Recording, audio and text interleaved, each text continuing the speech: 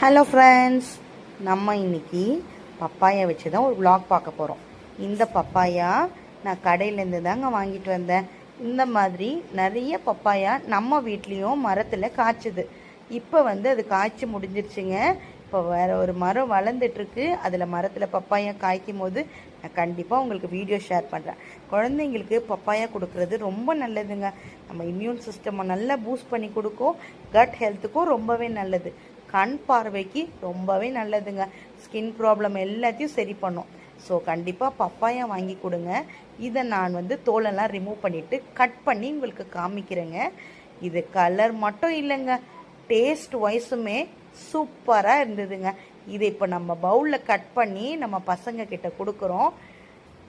அவங்களோட கமெண்ட்ஸை கேட்போம். ஹாய் ஃப்ரெண்ட்ஸ், இன்னைக்கு நம்ம பப்பாயா தான் சாப்பிட போகிறோம். சூப்பர். நீங்கள் பப்பாயா சாப்பிடாதவங்களா இருந்தீங்கன்னா இன்னிலேருந்து பப்பாயா சாப்பிட ஆரம்பிங்க. ட்ரை பண்ணி பாருங்க. இந்த வீடியோ உங்களுக்கு பிடிச்சிருந்தா லைக் பண்ணுங்க, சப்ஸ்கிரைப் பண்ணுங்க. இந்த பப்பாயா அடி பொழிங்க.